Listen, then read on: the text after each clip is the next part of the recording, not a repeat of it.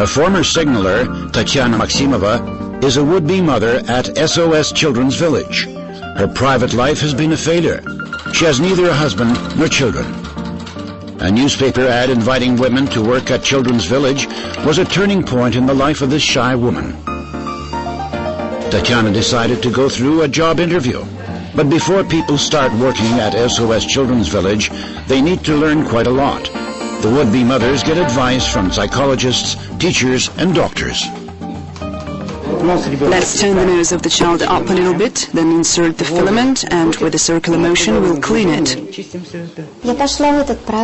I joined the project so that I could offer my love to at least one of the little ones. I feel so much love and tenderness.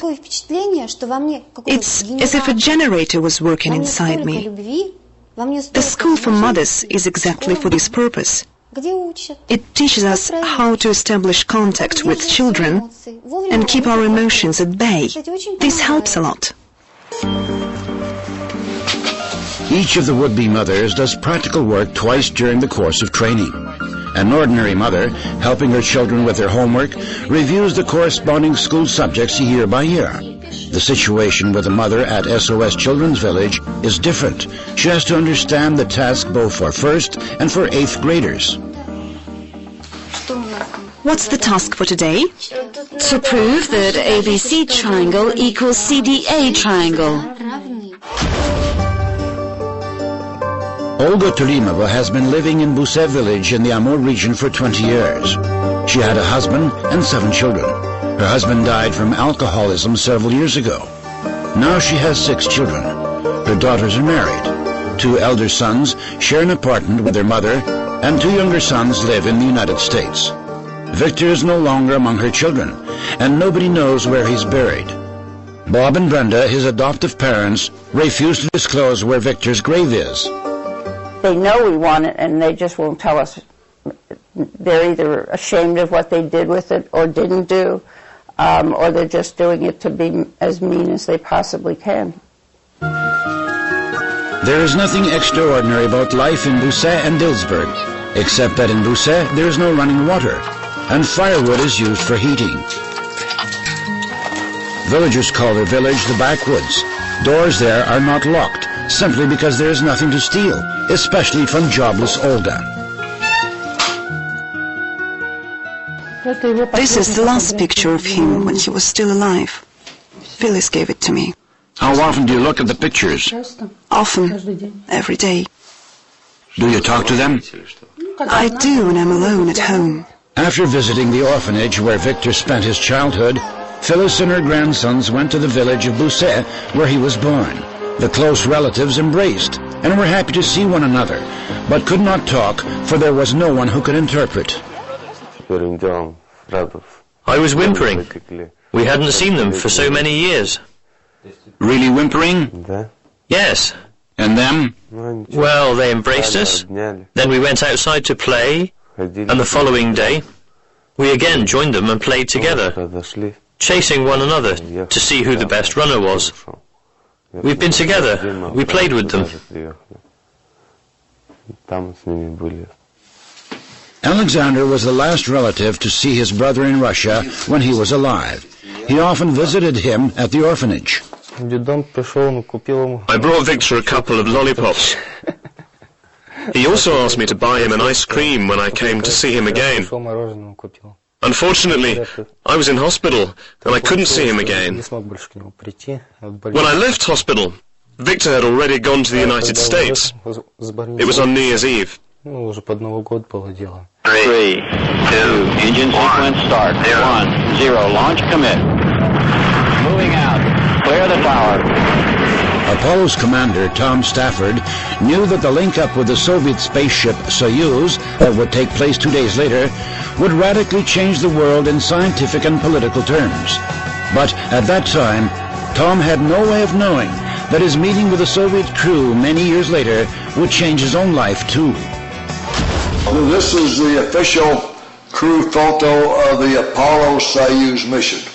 Here's the Soyuz crew: Alexei Alfeevich Leonov, Valery Kubasov, Vance Brand, myself, and Dick Slayton. Сейчас Alexei Apayevich это самый брат меня. And он человек, который выбирает детей, я и жена. Два сына, Stas и Misha. Tom has 2 grown-up daughters, but never had a son of his own. His encounter with Alexei Leonov in outer space has grown into friendship on Earth. When the celebrated U.S. astronaut decided to adopt a boy, he did not hesitate for a moment. His future son would be a Russian. Always wanted a son, never had a son, so talked about it. So I said we're going to adopt a boy. And Linda was very wise. She says, no, you want 2 boys. So they'll keep each other company, different ages, you know. 13-year-old Mikhail and 9-year-old Stanislav first met on their way to Florida. They had never thought they might ever have an American brother, nor did they imagine that English would be their mother tongue, and that there were swimming pools in the households. 5 years of carefree life in a small village close to Cape Canaveral have marred their ability to speak Russian, but taught them to play American football. This is my computer. I bought Russian keyboards to keep up with my Russian language, and once in a while I talk to my friends that are in Russia. Tom and Linda have as much as forgotten that the boys are not their own children. They are proud of their achievements and feel upset by their failures. Michelle, Stas, go down to the bridge and then come back.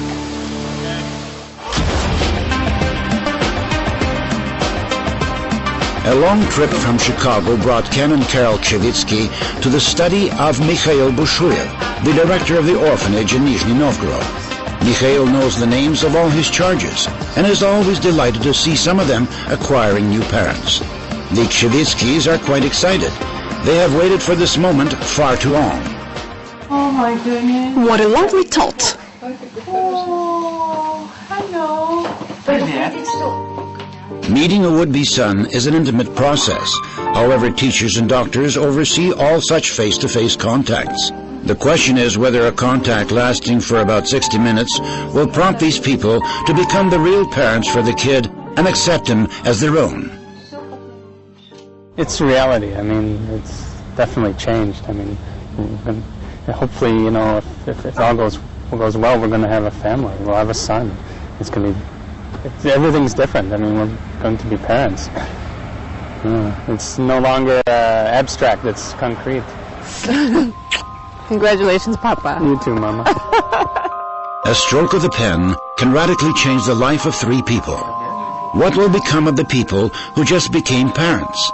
And what is more important of the child is a question nobody can answer now.